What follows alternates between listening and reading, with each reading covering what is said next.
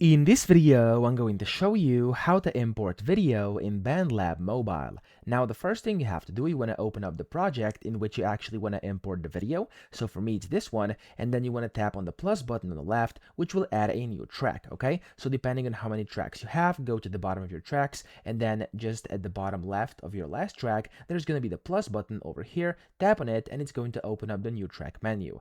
From here, at the very bottom left, you can see it says import file, and then it says audio or video, okay? So just tap on that and you'll be able to basically go into your computer's files and then, or not computer, I mean phone's files, and then here you'll be able to basically see your video. So just find the video. If I tap on videos up top, as you can see, I don't really have any videos in here, but if I did, I could simply tap on that specific video and it would basically get imported, okay? It works the same with audio. So if you're looking for audio, for example, like that, I can just tap on any audio I have here in my phone, and with one tap, it's going to get imported inside of my BandLab project, okay? That's how easy it is. I hope this video helped you out. If it did, please subscribe to the channel and help me out as well.